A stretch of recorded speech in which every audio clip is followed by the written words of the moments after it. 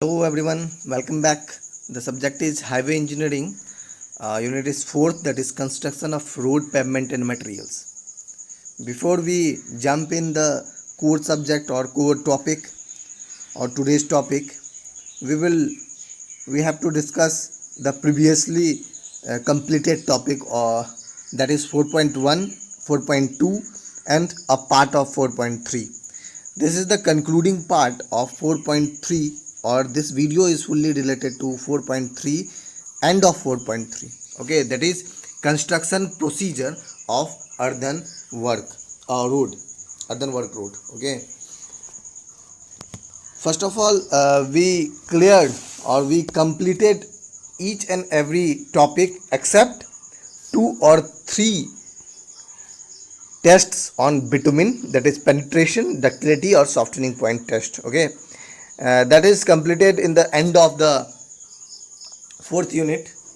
For after 4.7 we conclude each and every part of testing of bitumen. Okay, uh, and today's topic is procedure, construction procedure. Okay, this lecture, or this you can say this video, is very short in the duration of time, because we cover up only one topic. Okay, that is procedure of construction. ये highway engineering का चौथा unit, जो कि construction of road, pavement and materials के नाम से जाना जाता है, जिसका हम 4.1 और 4.2 जो कि टाइप्स ऑफ रोड मटेरियल्स और पेवमेंट और कुछ part construction of earthen road के बारे में हम लोग जिक्र कर चुके थे. ये वीडियो फुल्ली रिलेटेड है किस चीज़ से? प्रोसीजर से. किस चीज़ का प्रोसीजर? सॉइल जो रोड है, जिसको अर्दन रोड जो बोलते हैं, उनको बनाने का तरीका, एग्जैक्टली हम लोग क्या क्या हथकंडे अपनाते हैं, एक्चुअली हम लोग क्या एग्जैक्टली हम लोग कौन कौन से स्टेप्स हम लोग डालते हैं, और उसके बाद हमारा अर्दन रोड बन रहा होता है, कंप्लीट हो रहा होता है, यहाँ पे हम लोग जानेंगे. ये हमारा 16वां वीडियो है, 16वां लेक्चर है हाईवे पे, यूट्यूब पे. ठीक है, इसके बाद हम लोग 4.4 जिसका नाम है सॉइल स्टेबलाइजेशन रोड्स, उसके बाद वाटर बॉन्ड, उसके बाद कंस्ट्रक्शन ऑफ बिटुमिनस रोड्स, और लास्ट टॉपिक है हमारा सीमेंट कंक्रीट पेवमेंट. इन चीज़ों को जिक्र करने के बाद हमारा छूटा हुआ टॉपिक, जो एक आध दो टॉपिक छूट गया था, जिसका नाम है test on bitumen, penetration test, ductility test, softening point test on bitumen. ये तीनों चारों पॉइंट हमारा छूट गया था, इन द सेंस टेस्ट से रिलेटेड था, इसीलिए. ठीक है ना, उनको हम लोग 4.7 के बाद कंक्लूड, या 4.7 के बाद हम लोग काम कर रहे होंगे उस पर. फिर से वही बात, कमेंट बॉक्स पे आप लोग अटेंडेंस देंगे और लाइव चैट पे आप लोग कोई भी सवाल पूछ सकते हैं. राइट, ठीक है, तो फिर आगे बढ़ते हैं हम लोग. ठीक है, construction procedure of earthen road क्या कह रहा है? पहला point, preparing the subgrade. Subgrade का प्रिपरेशन कैसे भाई? The subgrade is prepared and brought to the required camber and gradient. मतलब सबग्रेड को जो प्रिपेयर करते हैं और उसको किस चीज़ को लाने के लिए या किस चीज़ को अचीव करवा रहे होते हैं? कैम्बर, ग्रेडियंट को. क्या होता है एग्जैक्ट मीनिंग ऑफ कैम्बर? हम लोग बहुत बार जिक्र कर चुके हैं हाईवे इंजीनियरिंग में. राइट, एग्जैक्टली कैम्बर क्यों प्रोवाइड करते हैं? चाहे वो फ्लेक्सिबल पेवमेंट हो, चाहे वो हमारा रिजिड पेवमेंट हो, चाहे वो मेरा अर्दन रोड हो. ठीक है ना, देखते हैं. अर्दन मतलब अर्थ से अर्दन आता है, EARTHEN, और अर्दन मतलब मिट्टी वाला रोड. ठीक है ना, मिट्टी वाला रोड, जिसके माध्यम से आप एक जगह से दूसरे जगह आसानी से जा सकते हैं. बहुत आसानी तो नहीं कर सकते, लेकिन आसानी से जा सकते हैं, जिसमें ब्लॉक कार, जिसको हम लोग बोले थे, बैलगाड़ी वगैरह चलता रहता है. राइट, आगे बढ़ते हैं. तो जब हम लोग प्रिपेयरिंग ऑफ द सबग्रेड के बारे में कर रहे हैं, सबग्रेड को प्रिपेयर कर लेते हैं, उसके बाद का पॉइंट आता है हमारा रोलिंग एंड वाटरिंग. क्या होता है? The subgrade is rolled properly and wetted with water and compacted to optimum moisture content. मतलब the subgrade is rolled properly. Rolled मतलब समझ रहे हैं ना, रोलर के माध्यम से, जो बहुत ज़्यादा वजनदार जो होता है, आप देखे होंगे रोलर, उससे हम लोग रोल्ड, उसी को बोलते हैं rolled. properly and weighted with water and compacted to optimum moisture content. और हम उसको क्या करते हैं, भिगोते हैं, ठीक है ना। और भी क्या होता है रोल्ड, मतलब जैसे मान लो एक हीप है, किस चीज़ का, मिट्टी का, अब उसको हम लोग चारों तरफ जहाँ जहाँ रिक्वायर्ड है वहाँ पर बिछाना, उसको भी रोल्ड बोलते हैं, ठीक है ना। तो हम लोग रोल्डिंग करेंगे और क्या करते हैं, वाटरिंग प्रोवाइड करेंगे, राइट।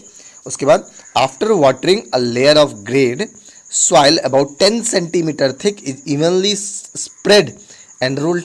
अब क्या बात आ गया, जब ये काम हो जाता है तो हम 10 सेंटीमीटर के लगभग थिकनेस का मिट्टी को हम लोग पूरा स्प्रेड करते हैं, मतलब फैला देते हैं जितने दूर तक हमारा रोड है, और उसके बाद हम लोग उसमें रोलर चलाते हैं, ठीक है ना, रोल्ड कर देते हैं। उसके बाद का क्या procedure, the camber for the finished surface is checked and corrected if necessary.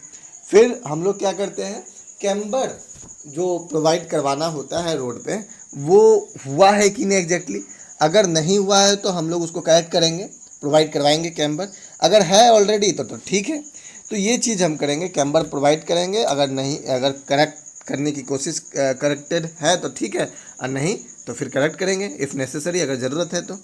Next point आता है, the rolled surface is watered for 4 to 5 days और फॉर क्यूरिंग।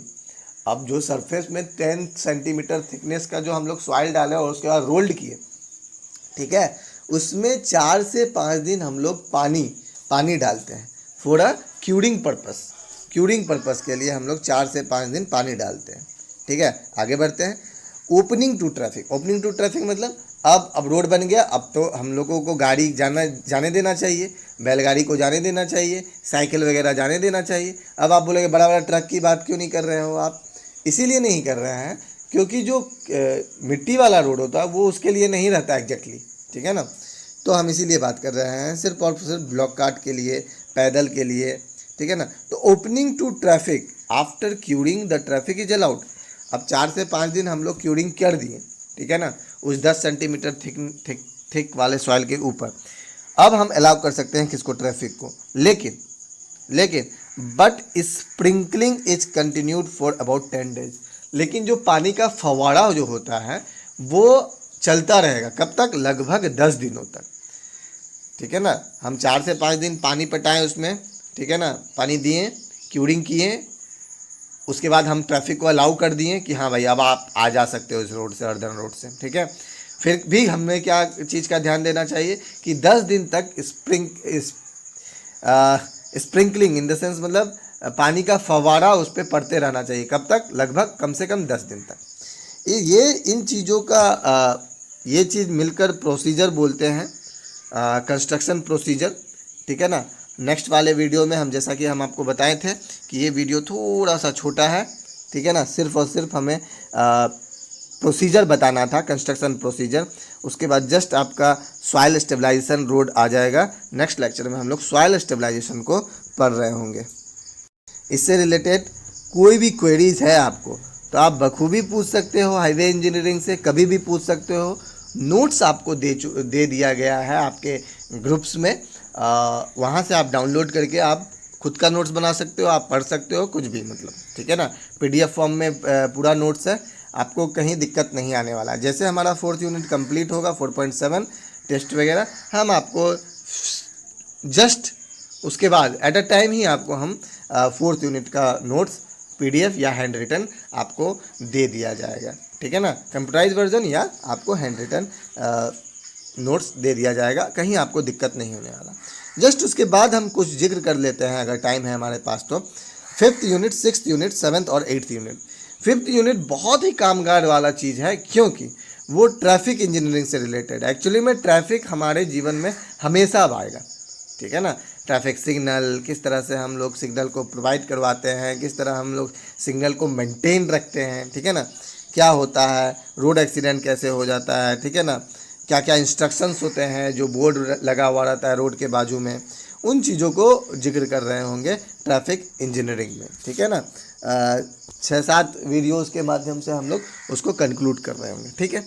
आप लोग अटेंडेंस देना मत भूलिए कमेंट बॉक्स पे। कमेंट बॉक्स और लाइव चैट दोनों अलग होता है, कितने लोगों को नहीं पता है कि लाइव चैट क्या होता है और कमेंट बॉक्स क्या होता है। Live chat is another thing और कमेंट बॉक्स इज परमानेंट, और लाइव चैट मतलब जब तक हम लाइव हैं तभी तक वो लाइव चैट रहेगा, उसके बाद डिसअपेयर हो जाएगा, ठीक है ना। अगर आप चाहते हैं कि आपका अटेंडेंस परमानेंटली रहे तो आपको क्या करना पड़ेगा, वहाँ पे हम अटेंडेंस कमेंट बॉक्स पे देना पड़ेगा, राइट। Thank you.